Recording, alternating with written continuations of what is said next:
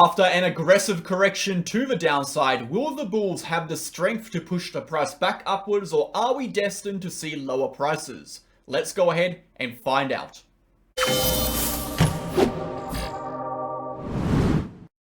Okay guys, welcome back to the channel. I hope you're all having a fantastic day today. In today's video, we're going to be going into a deep dive from a technical and structural perspective on the macro and small time frame charts, discussing the probabilities of a short-term bounce, where that bounce could take us, and or a continuation downwards on the high time frame. Before we get into it, smash the like button, hit the comment button, and subscribe to the channel. We post daily videos for Bitcoin focusing on the facts, the data, the technical and structural information, and the relevant news events. No hype, no BS, no emotion, pure raw TA. If that is the kind of content you're interested in, join us on Telegram. It is the second link down below. You'll get access to charts, updates, videos, educational posts, news events, and everything you need to stay in the loop with cryptocurrency and the relevant economic data.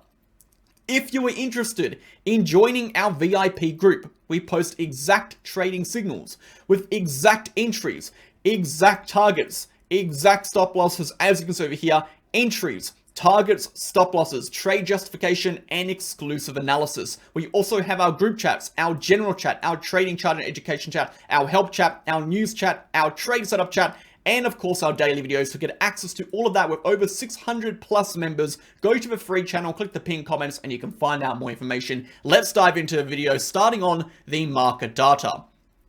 How are we looking as of today? 24-hour volume has taken a little bit of a slump. That is expected. It is the weekend, guys. 46% down over the last 24 hours. We're sitting at 39 billion. Looking at 24-hour liquidations, a massive correction for that, down 52% at 43 million.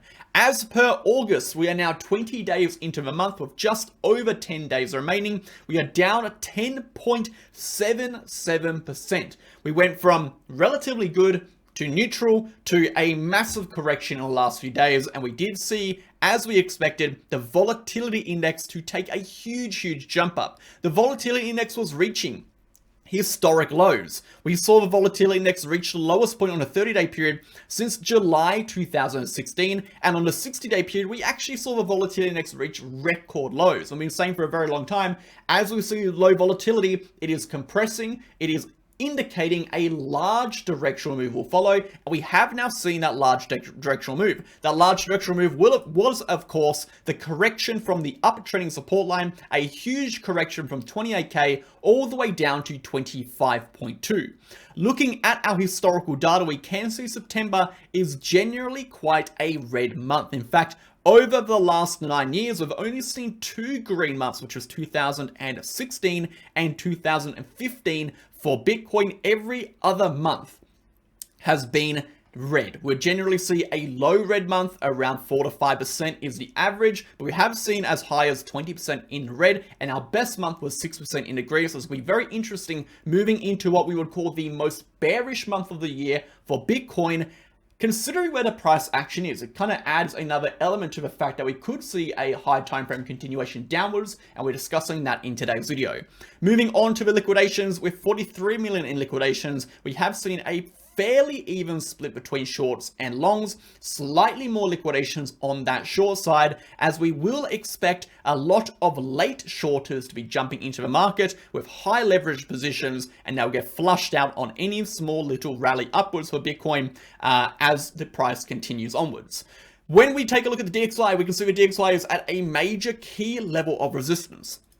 This level of resistance is going to be the local high points of these previous structures. We can see a break above this level here will confirm a continuation upwards over here, or a rejection could provide some temporary relief for Bitcoin and for the stock market in the weekly open. We have to keep an eye on the DXY moving into the new week to see how it opens and see how that print of the first daily candle is, because that is going to confirm a continuation upwards or a potential rejection from this level of liquidity. If we do see a rejection, we could see some short-term relief for cryptocurrency, some short-term relief for the stock market. However, we'll be discussing why short-term relief is not enough For both these asset classes, we're going to need to see a lot more than some short-term relief to swing the favor back in for the bulls. If we do see a correction on DXY, we could see a potential move toward this dotted trend line where we would potentially bounce once more. For the bulls to take control, we do need to see the DXY drop significantly. Most probably, we do need to see under 100.2, sorry. If we do continue upwards, this will be very, very bearish for the markets and could continue to drive the prices down. As we take a look at the S&P 500, we can see we have come very close to our target of 4,300. We have now filled this volume gap on the VRPV between 4,400 and 4,300. We've come just down to about 4,350, so bang in the middle. We do expect a continuation down into this level, but like I said, if the DXY provides a little bit of relief this week, we could see a small rally back upwards to retest this level before we come back down. Same goes for the Dow Jones. We are looking for a continuation down to retest this uptrending solid line. Again, if we do see a small bounce, we could see a small bounce back into these high levels of resistance before a continuation back down. If we want to see full-blown reclamation of strength, we do need to see those local levels of resistance completely taken out, meaning the price will need to get back above 4,500 to continue the uptrend upwards. Until then, we are very much in a downtrend heading towards our next level of liquidity, which is at 4,300. Let's go ahead, guys, and jump into Bitcoin because there is a lot to talk about. And we're going to go ahead and start on the daily chart, the weekly chart, jump over to the monthly technical analysis, discuss the macros, and finish up on the small time frame, discussing the probability of a bounce / continuation downwards, potential trade setups, and exactly what you should be looking out for going forward. I wanted to briefly interrupt today's video to discuss my favorite exchange, Bitget. If you're looking for a safe, honest, reliable, and accurate exchange, look no further than Bitget. You can sign up by the link in the description to support the channel and get access to 3 exclusive perks. That being up to $5,005 in trading rewards, up to 15% discount on your trading fees, and exclusive access to our MegaWhale promotion campaigns that we run every few months. Alongside that, guys, Bitget is a non-KYC exchange, meaning you do not have to KYC. It is completely optional. Bitget also has a protection fund that secures user assets against external hacks and threats in the space. Alongside that, guys, Bitget offers up to 125x leverage on futures with extensive amount of trading pairs and liquidity on the market. I highly recommend signing up to Bitget. It is the exchange I've been using for over a year and a half now, including all of our members. If you're interested in signing up, trading there, and supporting the channel, you can do so with the link in the description. Thanks for listening. Okay, guys, let's go ahead and jump into Bitcoin. And to start off, we need to identify the key levels we are watching and why they are significant. As we can see, Bitcoin has broken down from a 200-day long uptrend. Yes, a 200-day long uptrend. This uptrend was established at the beginning of the year, represented by this uptrending diagonal trend line. We saw a significant correction upon the breakdown of this level while momentum shifted negative. This over here was a warning sign that the probabilities for a breakdown in comparison to a bounce significantly shifted in favor of that breakdown. Upon breaking down, we've officially lost the weekly bullish trend and we've officially entered a weekly bearish range. The weekly bearish range is the price range between 28,000 and 25.2 / 24.4. A loss of 24.4 being that lower level of support within the dynamic support range will put the price into a monthly bearish trend, which spans all the way down to $20,000. A very, very dangerous zone for Bitcoin to enter if 24.4K is lost. Therefore, we can identify and clearly state that a loss of 24.4K on any time frame, okay, will trigger a bearish continuation on the high time frame scale. Now, 1 point is not enough to confirm it. We need to look at some technicals. Why is 28.4 so important? Well, if we go over to our higher time frame charts, we can see 24.4 also is represented by the Gaussian channel midline. a potential support level, also a potential bearish trigger if broken below. Moving to the monthly chart, 24.4 also represents the monthly 50 EMA, again a potential support level slash bearish trigger. So from a technical and a structural position, we can see 24.4 to 25.2 provides a significant level of support, but as we provide support, it also indicates a bearish trigger, meaning if that support is lost, we can expect a continuation downwards. Can the bulls reclaim control, and what will need to happen? For the bulls to reclaim control on the monthly chart, 32,000 will have to be broken above. The beautiful thing about horizontal levels are they remain relevant across all timeframes. So it doesn't matter if we come all the way down and come back up. If we break above 32,000, that will be the trigger for the macro bullish direction. That will trigger a macro bullish trend. Macro bullish meaning monthly chart.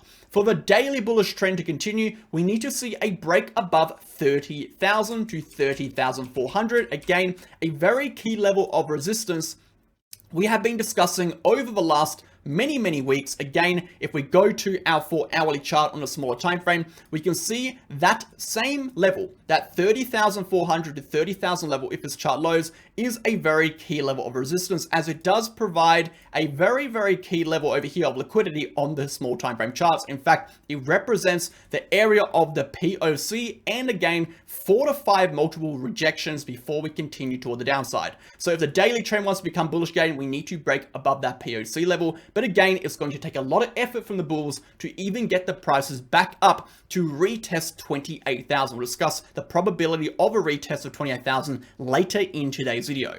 So moving back to that chart.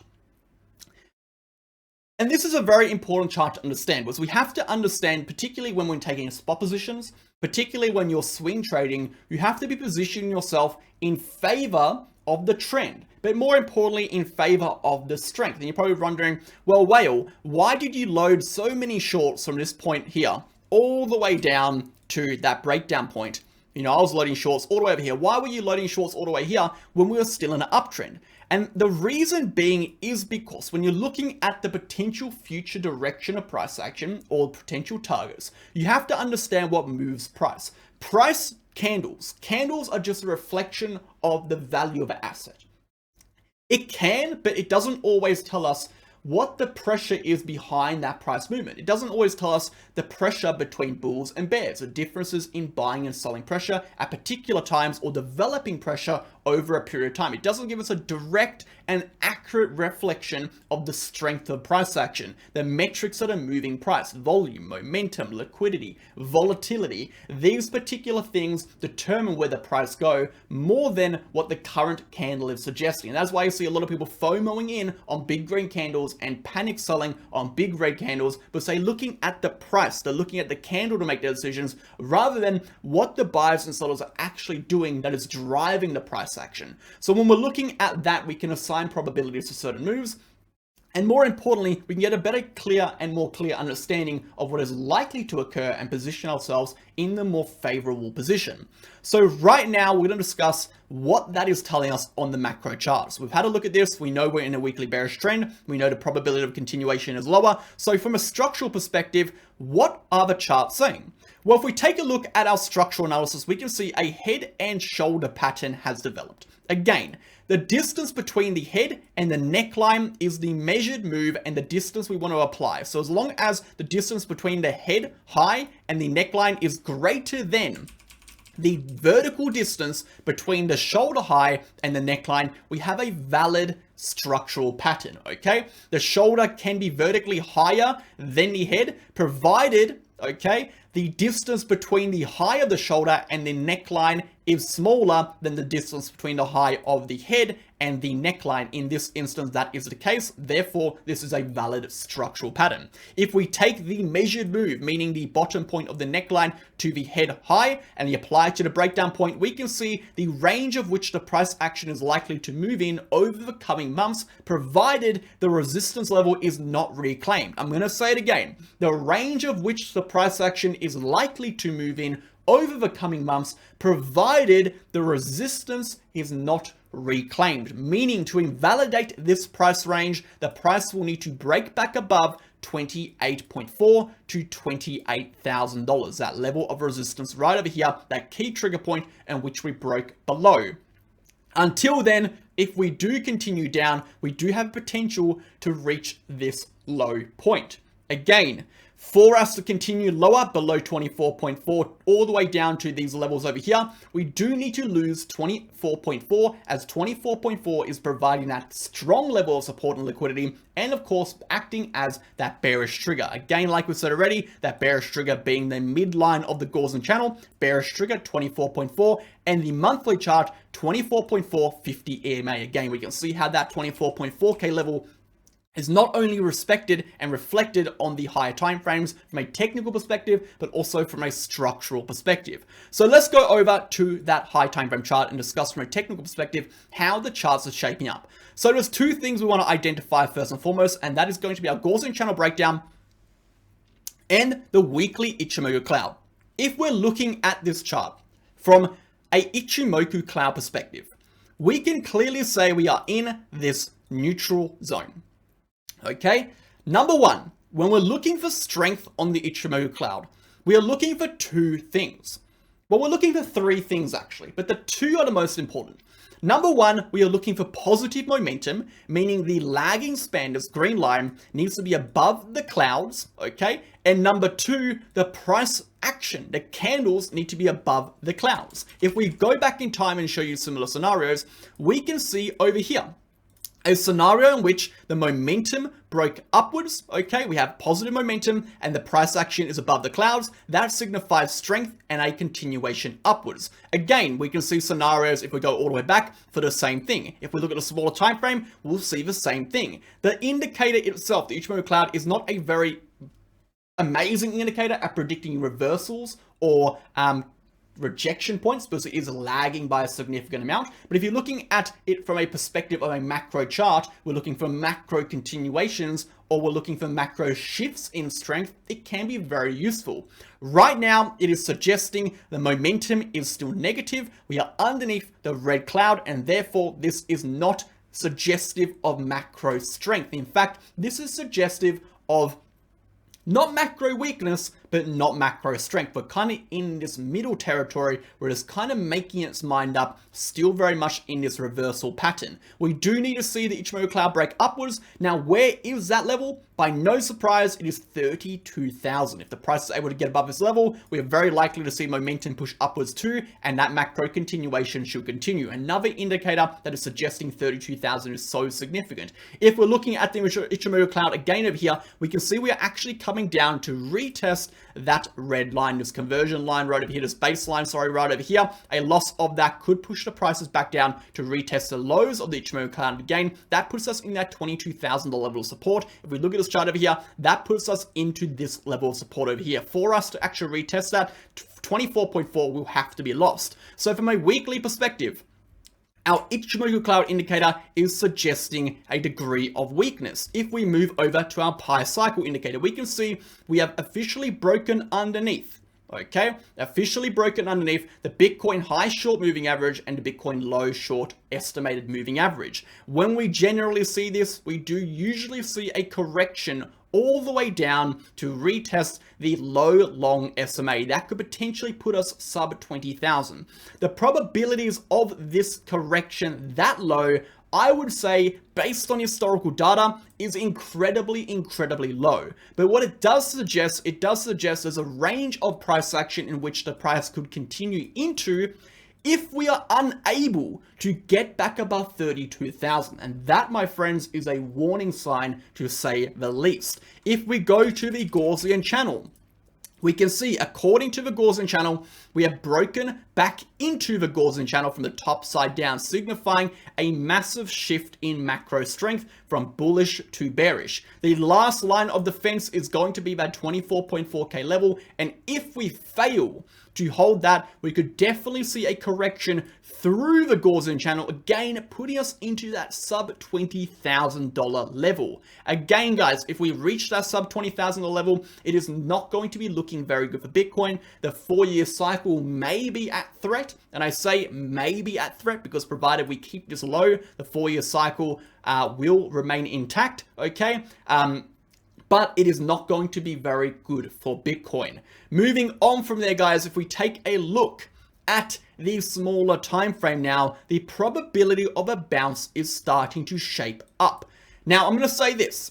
If we do see a bounce, like I said at the start of the video, we can theoretically go as high to retest this major level of resistance once more while still remaining weakly bearish. It's very important to understand that. Even if we see a strong bounce here, which is quite likely actually, because it is a major support, and we come all the way back over here, we are technically still weakly bearish whilst we remain underneath this level. Very important to understand that, guys. So we have to lock that into our heads. If we go to the smaller time frame, we could theoretically see a bounce all the way up.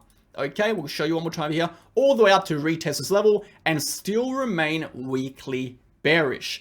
Now, if we're taking a look at the chart from a technical perspective, what are we currently seeing? Well, very obviously, we saw an aggressive correction toward the downside. Okay, very clear.